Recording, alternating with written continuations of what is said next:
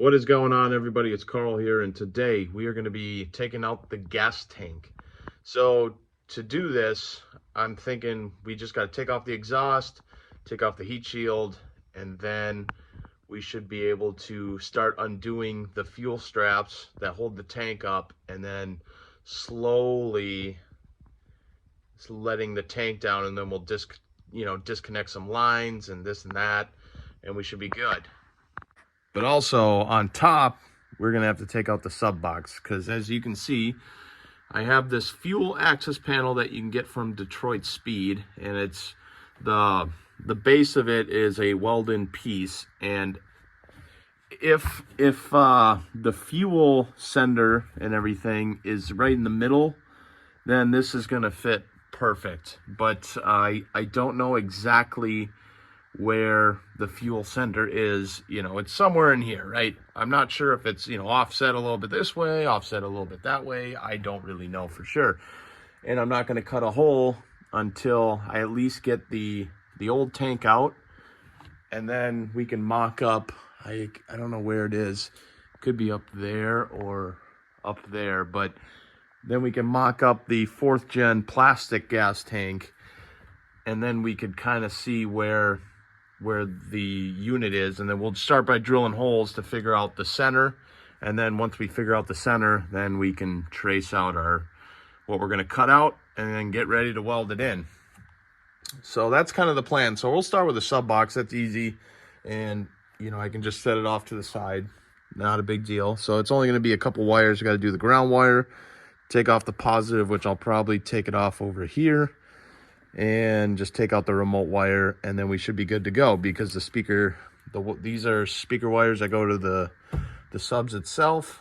And yeah, it shouldn't be too much of a hassle. And what we can do to be safe, we'll just click off the power to off, so there's nothing that should be going on. So yeah, let's just undo these, get it out, and then we'll see where we're at, and I can kind of point out what I want to do on this kind of upper floor pan here deal. So all right, so we got the sub box out, and last year I had to cut these studs that were on this bracket, because these studs were for a trunk cover, or a latch or whatever. And so obviously I'm never going to run that again, because I want subs in. So I just cut off the studs, and now since we're going to be doing all this metal work around here anyways, my thoughts is I'll just grind off the seam sealer, take the spot welds out, and then I can take those brackets off completely. We'll re-seam seal, make it look nice, and then once we finally weld this piece in, we can just paint everything together so nothing rusts or anything like that. So that's the goal there. I could probably take this bracket off too. I don't know what it's for technically, but it doesn't, I really don't know what it's actually for. So I might just leave that one, and I may actually just end up looking it up and see what it actually is for before I take it out, because I would hate to have to weld some back in. But yeah, so let's start by taking off the exhaust. It looks like what I could do is I can just take it off at the exhaust clamp there, and we'll just undo each hanger on each side, and then that should just, and we got a hanger right here, and then that should just pop right down, and then we have direct access to the heat shields, or the heat shield, which is only like 7mm bolts, and that will drop down.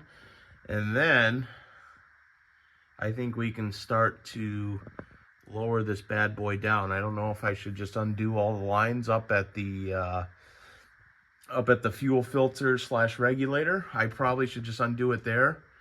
I know a bunch of gas is going to come out. That's going to suck. And then we'll have to loosen up the vent tube, so that just comes out with it.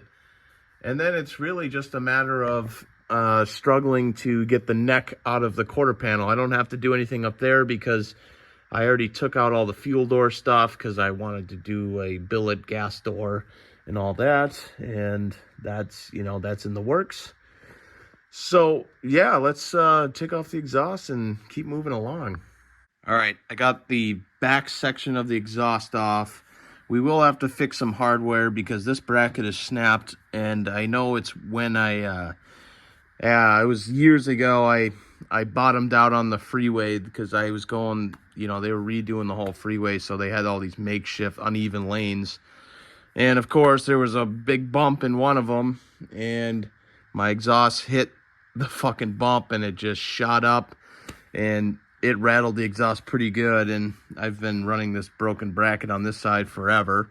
So we're gonna fix that, and then we're gonna have to get some new kind of hardware too, because where they have the brackets mounted, some of the impact bar bolts are actually, I think he used the wrong thread pitch on these nuts that he put on, and man, they just chewed up those studs. I mean, they could have been rusty too, so, but either way, we're gonna have to replace those and then get some new hardware bolted on. But I think I'm gonna run with the, all the same kind of bracketry that he had, because at least these, there's adjustability. So if I need to center, center the exhaust tips or anything like that, it's going to be easier to do.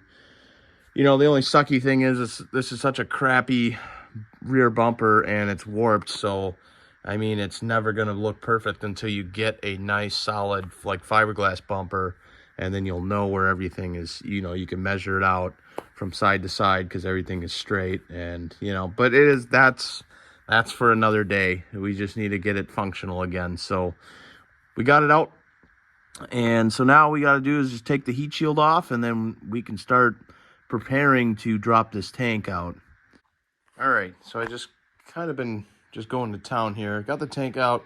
It wasn't too bad, but I did destroy the fuel tank straps, but that's all right, because I plan on, you can buy stainless steel ones that are rubber coated instead of this cheap, it's just cheap sheet metal with some of this foamy stuff, glued to it. I mean, it's so cheap. So yeah, I'm gonna buy some nice stainless steel ones that are rubber coated, and that should be good, and those straps will look 10 times better under there anyways.